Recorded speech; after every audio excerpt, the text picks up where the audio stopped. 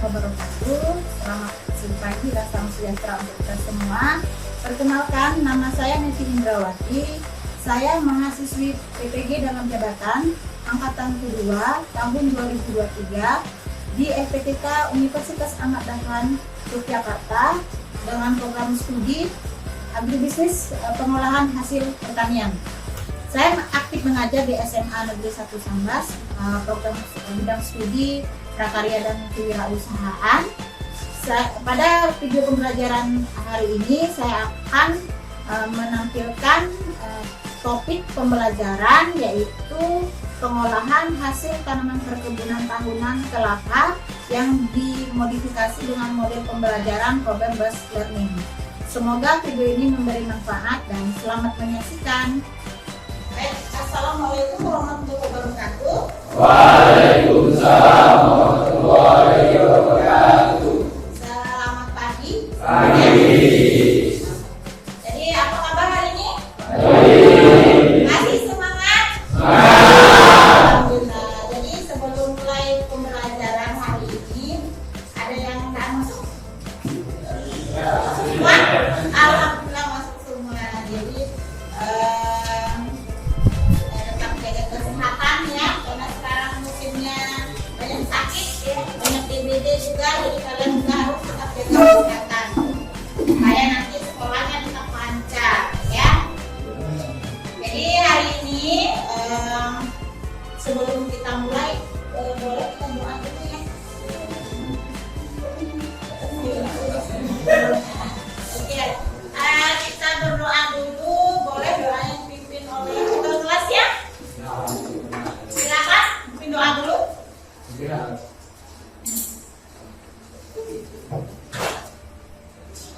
Teman-teman, sebelum kita mulai kegiatan kita pada pagi ini, mari kita berdoa minta kelancarannya. Doa dulu.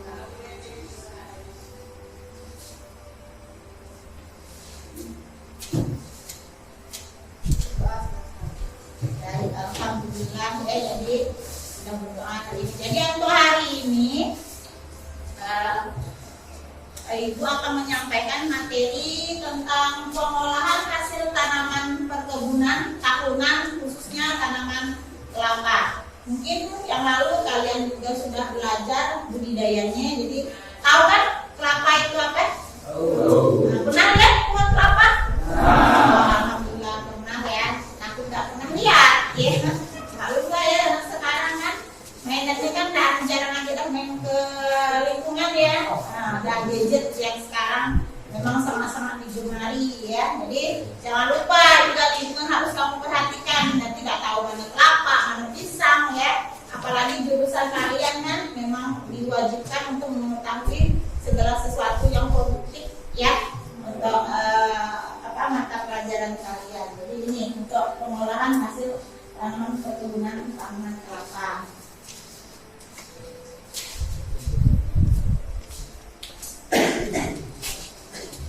Nah, untuk materi pengolahan ini ya, tujuan pembelajarannya itu ada 4 ya.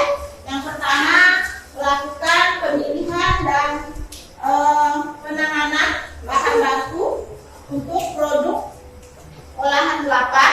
Yang kedua, melakukan persiapan dan pengoperasian peralatan untuk produk hasil olahan kelapa. Yang ketiga, tujuan dari materi ini melakukan pengendalian proses untuk produk hasil olahan kelapa. Yang keempat, melakukan penilaian mutu untuk produk hasil olahan kelapa. Jadi kita ini belajarnya gimana ngolah kelapa ya menjadi suatu produk gitu. Kalian tahu produk olahan kelapa itu apa aja? Coba di tangan. Namanya?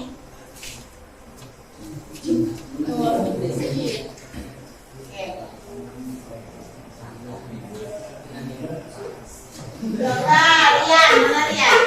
Rian, tahu produk olahan kelapa contohnya apa? Santan. Jadi paling umum ya. Jadi paling umum ya, olahan kelapa yang kita temui sehari-hari itu adalah santan. Nah, itu maksud dari tujuan pembelajaran tersebut. Jadi santan itu kita keluar HP nanti, ya dari kelapa, dari kelapa telah menjadi santan.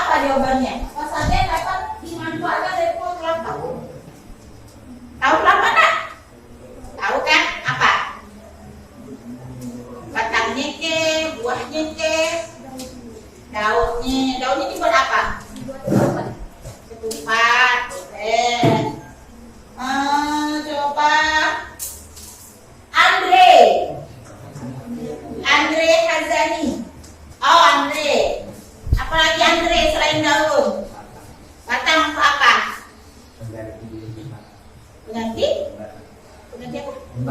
Jembatan. Oke, itu bahan untuk bangunan bisa kan?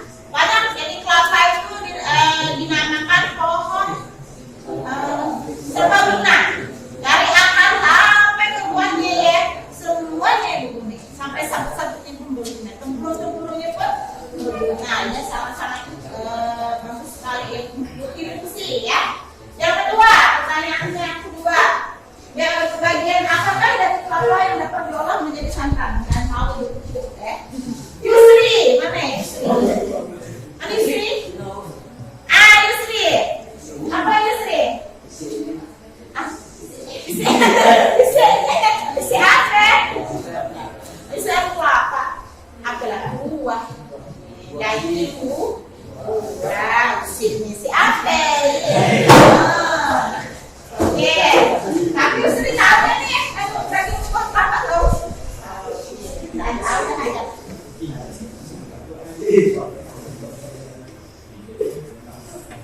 Oke, ya. Jadi itu untuk kelapa ini ya, jadi sangat bermanfaat ya. Nanti akan Ibu tunjukkan video pembelajaran, video tentang olahan hasil kelapa. Jadi dari kelapa ini macam-macam dapat kita hasilkan ya. Nah, nanti kalian boleh duduk. Kalian punya kelompok enggak? Sehari-hari. Ada ambilnya? Tergantung makelnya, makel apa yang berkelompok? Iyalah. Ya tak apa ya. Nanti kalian boleh berkelompok sesuai dengan kelompok yang kalian sudah bentuk ya.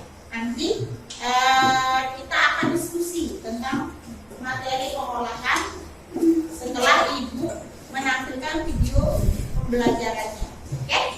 Boleh ya sekarang sesuai kelompok kalian yang IPA, yang IPAS kayak apa? Itu untuk kelompok kalian kelompoknya masing-masing. Silakan. Silakan. Duduknya yang bebas mana kelompoknya itu silakan. Ingat tak? Masih ingat tak? Nah coba. Ini atau ini nambah ya kalian. Biar di belakang nggak terlalu padat. Coba ini majukan dulu ke depan. 1, 2, 3, 4.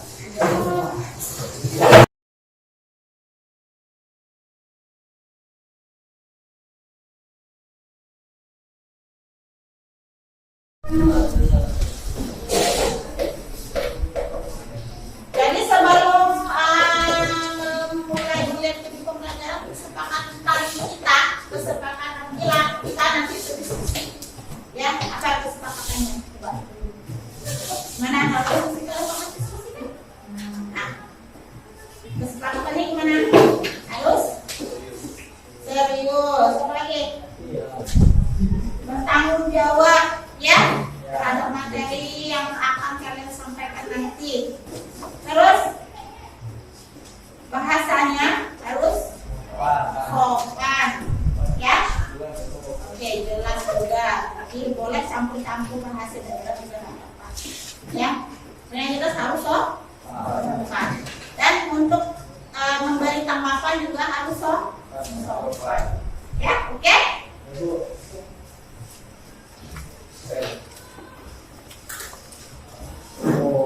Sekarang kita lihat videonya dulu.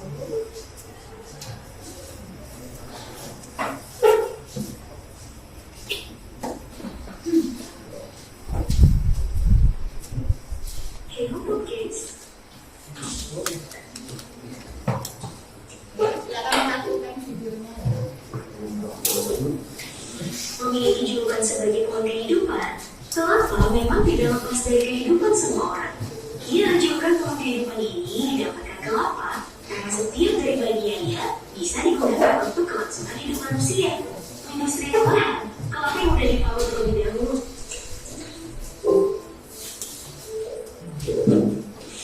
Memiliki julukan sebagai pohon kehidupan, kelapa memang tidak lepas dari kehidupan semua orang. Ia anjurkan pohon kehidupan ini didapatkan kelapa karena setiap dari bagiannya bisa digunakan untuk kelangsungan hidup manusia. Mulai dari daunnya sebagai atap atau pembungkusan ketupat, sabut kelapa bisa jadi tali, bunga kelapa bisa jadi cuka, batok kelapa bisa jadi alat makan, dan jangan lupa buahnya bisa jadi santan, sari air kelapa. Sementara minyak dan juga airnya dijadikan minuman kemasan. Wah, nah hari ini Desa Populer mau ngajak kamu nih buat mengunjungi pabrik pengolahan kelapa yang sudah dilakukan secara modern. Di sini kita akan menelusuri bersama bagaimana santan, air, dan minyak kelapa diproses dalam pabrik. Apa aja bedanya dengan cara tradisional? Mari kita telusuri bersama dalam video dan proses kali ini, pengolahan pabrik kelapa modern. Pertama, mari kita mulai dari tahap pemanenan. Iya, seperti kebanyakan pabrik pengolahan lainnya, sama juga bagi pabrik pengolahan buah kelapa.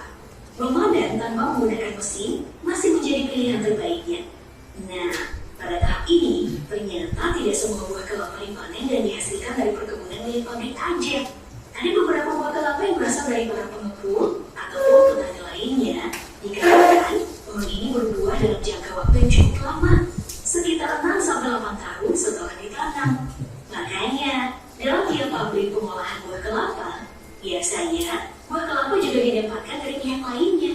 Setelah dipanen, semua buah tadi kemudian dikumpulkan dan dibawa ke dalam pabrik, lalu disortir menggunakan tampilan luar dari kelapa. Jika kelapa udah terlihat tua dan ditandai dengan warna sabuk yang udah berubah coklat, maka kelapa tersebut tidak akan digunakan dan masuk ke dalam proses berikutnya, yaitu proses pengupasan. Proses ini menggunakan sebuah mesin raksasa yang hanya akan memisahkan buah kelapa dan sabuknya aja. Hingga hari ini, belum ada mesin yang bisa memisahkan tumbuk kelapa dan daging kelapa secara sempurna dan cepat. Makanya, cuma tumbuk kelapa dan sabuk kelapanya aja dipisahkan. Nah, dengan mesin raksasa tadi, tentu aja waktu yang diperlukan lebih singkat ketimbang sabuk kelapanya harus dilepaskan secara tradisional. Nah, setelah sabuk kelapa dan buah kelapa tadi terpisah, sekarang si buah kelapa masuk nih ke dalam proses selanjutnya. Di dalam pabrik yang luas ini, tiap pegawai akan dilengkapi dengan mesin bor untuk melubangi batok kelapa agar air kelapanya bisa diambil.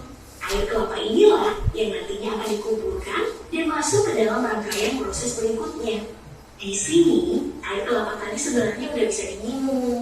Namun, untuk penjagaan kualitas yang lebih baik, makanya masih membutuhkan proses yang lebih lama lagi. Dalam rangkaian mesin ini, air kelapa akan dicampur dan disterilisasi menggunakan proses pemanasan dalam suhu ekstrim, ya sekitar 140 hingga 144 derajat Celcius yang berlangsung cepat hanya kisaran 4 detik aja. Nah, karena suhunya itu sangat panas, sebelum dikemas, air kelapa steril tadi didinginkan dulu dalam rangkaian mesin yang sama pada suhu 8 hingga 10 derajat Celcius. Kalau udah dingin, baru deh air kelapa tadi masuk ke dalam mesin pengemasan super cepat. Bicara tentang air kelapa yang berada di pabrik modern, ternyata banyak loh orang-orang yang merasa aneh dengan rasa air kelapa yang sudah disterilisasi dalam pabrik. Katanya ada rasa air kelapa yang hilang. Makanya masih banyak orang yang lebih milih untuk minum air kelapa yang dikerjakan secara tradisional. Ya jelas dong, yang alami pasti lebih yahoo. Nah, setelah airnya diproses dan dikemas, daging dan batoknya masih tersisa nih. Buah kelapa yang sudah tidak memiliki air tadi kemudian masuk ke dalam proses berikutnya, yaitu pemisahan batok dan daging kelapa. Dalam proses ini, kolaborasi antara manusia dan mesin pun terjadi. Karena meskipun mesin bisa bekerja dengan cepat, tapi ketelitian dari manusia masih dibutuhkan. Ya dong, dalam hal ini manusia terkadang masih lebih diandalkan. Setelah batok kelapa dan juga daging kelapa dipisahkan, berikutnya daging kelapa masuk pada tahap sortir yang dilakukan langsung oleh bagian quality control. Daging kelapa yang udah bersih dan lolos sortir akan dimasukkan pada tahap pembuatan santan. Jika proses tradisional membuat santan masih diperes-peres kayak gini dan membutuhkan waktu yang lama banget, pembuatan santan modern itu udah menggunakan rangkaian mesin super canggih. Dalam proses pembuatannya, rangkaian mesin pertama itu akan menghancurkan daging kelapa utuh tadi menjadi potongan yang sangat kecil dan halus. Proses ini dilakukan agar nantinya santan dari kelapa lebih mudah untuk dihasilkan. Nah, Daging kelapa yang mau dari pabrik tadi kemudian masuk ke dalam mesin selanjutnya, di mana daging kelapa akan dicampur dengan air dan terus diolah hingga air santannya keluar. Air santan ini kemudian dikumpulkan dalam tangki penampungan yang sekaligus melakukan pemanasan pada santan agar kandungan air dalam santan bisa berkurang dan bakteri dalam santan bisa dihilangkan. Karena gak lucu kan kalau pabriknya berjalan kayak gini, tapi bakteri jahatnya masih bisa lolos. Oke, setelah dari tangki tadi, santan kemudian masuk ke dalam kemasan yang biasanya berupa sebuah kaleng dan disegel rata. Di sini, kaleng-kaleng tadi dicek untuk mengetahui apa mesin sudah menyegel kaleng dengan rapat dan apa berat santan di dalam kaleng sudah sesuai dengan keinginan pabrik. Kalau sudah sesuai, maka kaleng-kaleng tadi masuk ke mesin pemanasan dan nantinya bakal diberi label untuk dipasarkan. Selain santan, daging kelapa yang sudah dihancurkan tadi juga bisa loh dijadikan minyak kelapa. Makanya tuh banyak pabrik yang sekaligus melakukan pengolahan minyak kelapa. Jadi, dalam satu pabrik biasanya kelapa itu dijadikan 3 bahan, yakni air kelapa, santan, dan tentu aja minyak kelapa. Nah, khusus untuk minyak kelapa dengan cita rasa yang khas juga dilakukan loh dalam industri rumahan yang masih melakukan cara tradisional. Dalam industri rumahan, kelapa yang sudah diparut terlebih dahulu dijadikan santan dengan cara diperas. Santan ini kemudian disaring lalu didiamkan selama sehari yang membuat lapisan santan dan lapisan air terlihat berpisah. Nah, lapisan santan yang menggumpal inilah yang nantinya kembali dimasak hingga menghasilkan ampas santan yang berwarna coklat dan juga minyak. Nah, setelah itu minyak tinggal disaring dan siap untuk digunakan. Pembuatan rumahan ini memang cocok untuk memproduksi minyak dalam jumlah kecil yang hanya untuk digunakan pribadi dan tidak untuk dijual. Karena kalau mau dijual, tentu saja cara tradisional ini dia tidak bisa mencukupi permintaan pelanggan. Kemudian dalam skala yang lebih besar, pengolahan minyak kelapa ternyata lebih simpel. Setelah kelapa di-scrape dan dicuci, kelapa-kelapa ini kemudian masuk ke dalam mesin proses raksasa. Nah, disinilah pemisahan antara minyak dan juga ampas santan dilakukan secara bersamaan lewat pemanasan dalam suhu yang ekstrim. Setelah minyaknya berhasil dipisah, minyak kelapa kemudian dimasukkan ke dalam wadah lewat sebuah mesin yang bisa mengisi 10 wadah sekaligus. Sebelum disegel dan juga diberi label untuk dipasarkan, minyak-minyak ini kemudian diperiksa kualitas dan juga beratnya oleh quality control perusahaan. Kalau udah cocok ya, minyak siap dan dikemas dan dipasarkan. Dalam video kali ini, proses terakhir yang akan kita bahas adalah proses kelapa menjadi nata de coco. Bagi kamu yang suka jajanan manis, tentu aja kenal dengan makanan kenyal-kenyal yang satu ini. Dalam proses pembuatannya, nata de coco dimulai dari memeras parutan kelapa untuk mengambil santan yang ada dalam kelapa. Setelah santan udah didapat, larutan santan kemudian ditambahkan dengan berbagai hal lain, seperti gula, cuka, dan juga air, lalu larutan tadi diaduk sampai semua gulanya mencair. Nah, di sini proses pengadukan yang cukup lama karena gula sulit larut dalam air dingin. Kalau ada yang nanya nih, kenapa nggak dipanasin aja? Alasannya sih sederhana. Kalau dipanasin, struktur larutannya tadi bisa rusak dan nata de coconya nggak bisa diproduksi. Jadi, buat mereka yang lakuin proses ini harus punya lengan yang kuat yang gampang capek, aduk terus gitu.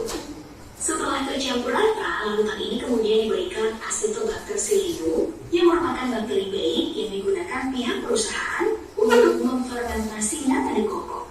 Lalu, setelah semua ini selesai, maka larutan tadi dipindahkan ke wadah yang lebih lebar untuk difermentasi. Tahap fermentasi ini membutuhkan waktu sekitar 7 hari. Setelah disimpan selama 7 hari, bentuknya itu bakal jadi kenyal-kenyal kayak gini nih. Sepertinya udah siap dimakan ya. Tapi ternyata nata de coco itu masih belum aman loh dari kuman. Makanya setelah udah dipotong-potong, nata de coco tadi kemudian dicuci bersih berulang kali selama 1-2 hari.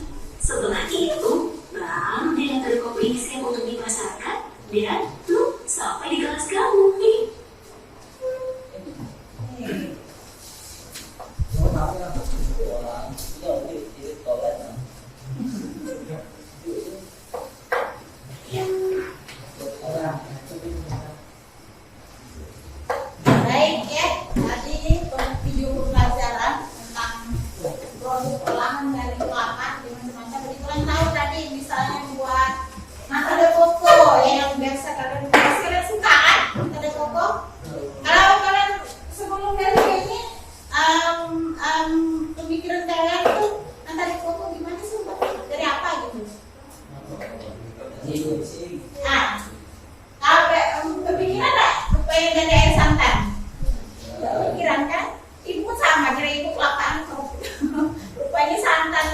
diolah gitu, baru tahu. Jadi dengan fermentasi. Tapi hasil fermentasinya itulah dapat terjadi karbonata sendiri. Jadi kalau ada terjadi fermentasi pasti menggunakan bakteri baik ya supaya produknya jadi ya untuk rasa de coco. Jadi banyak sekali olahan-olahan kelapa baik dari buahnya, dari tempurungnya juga ya. Nanti bisa kalian diskusikan nanti untuk pembuatan produknya produk dari kelapa itu sendiri.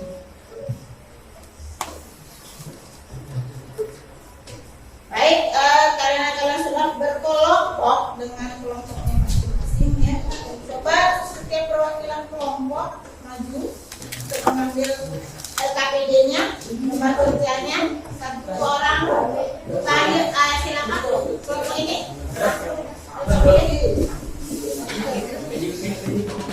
Kelompok ini.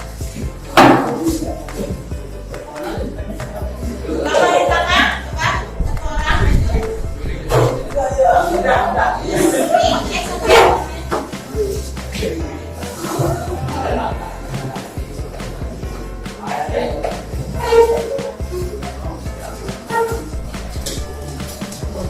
Ini boleh kalian cermati LKPD tersebut ya.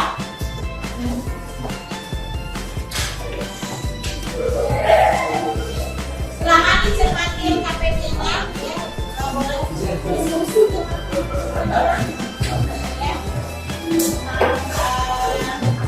Silahkan kalau ada yang paham boleh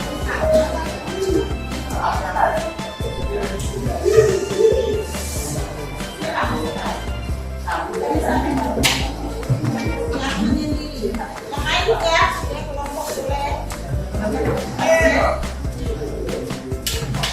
Bisa mainnya ya. Silakan.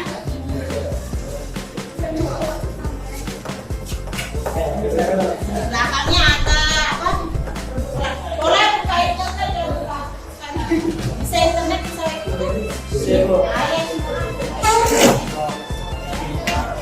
Jawab pertanyaan-pertanyaan yang ada di LKPD tersebut.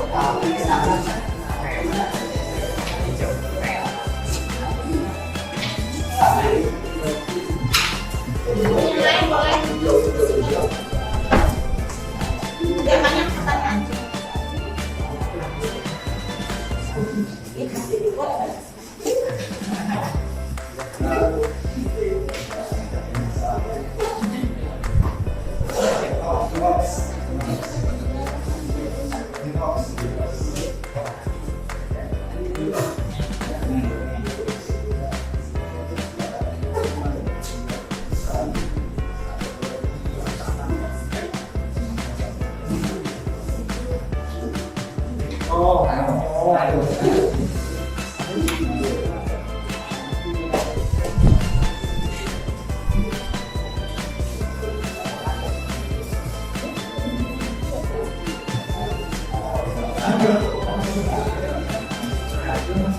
Boleh lihat tulisannya di atas sambil cari kalimatnya dulu.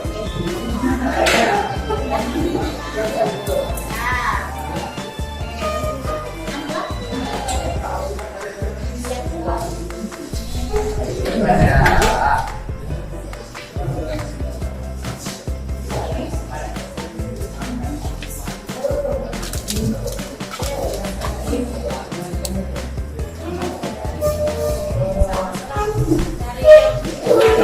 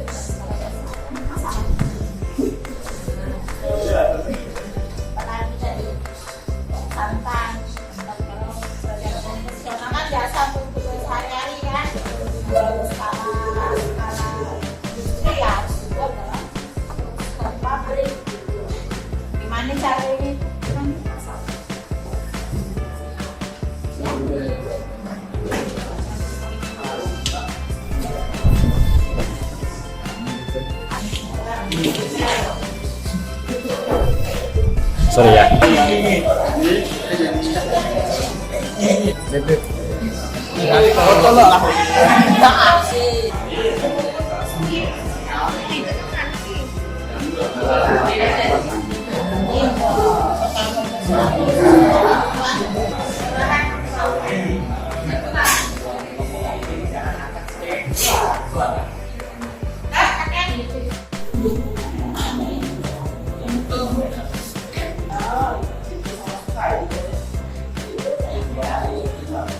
Catatlah.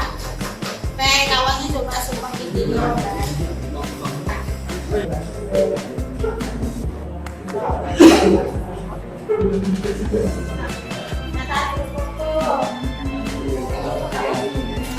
Kasihan membuatnya kan.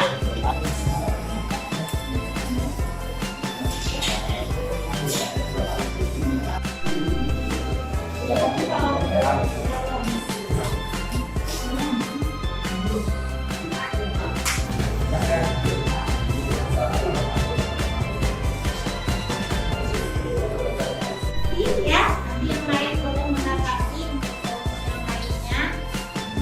Santan, tahu? Buat itu saya buat mana prosesnya?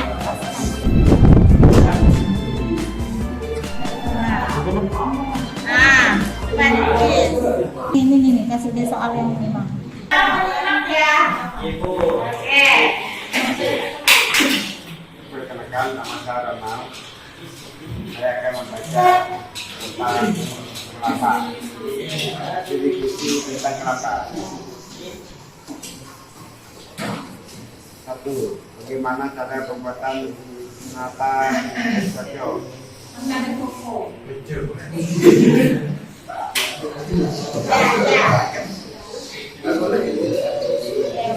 Jawab. Bahan 5 liter air kelapa, 150 gram gula pasir, 10 gram, 55 sisi, 3 cuka, 100 ml, bibit, atas, cocok.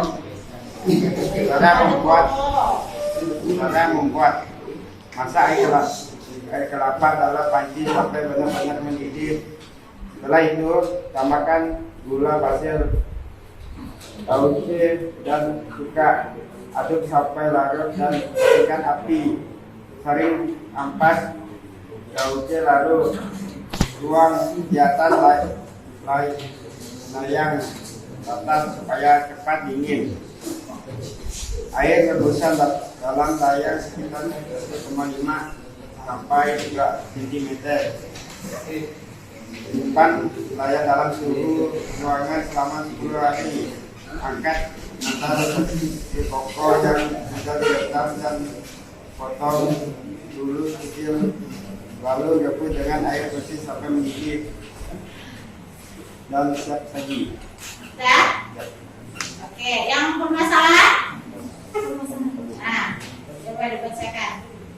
Berdasarkan video di atas, permasalahan yang kami terdapat pada proses pembuatan santan, yaitu dari video tersebut pembuatan santan dilakukan dengan cara modern, sedangkan untuk memenuhi kebutuhan sehari-hari kita dapat membuat santan dengan cara memeras daging kelapa yang sudah dihaluskan kemudian diperas menggunakan cara tradisional.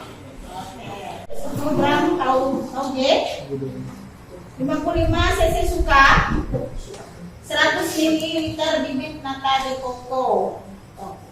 Cara membuatnya: masak air kelapa dalam panci sampai benar-benar mendidih.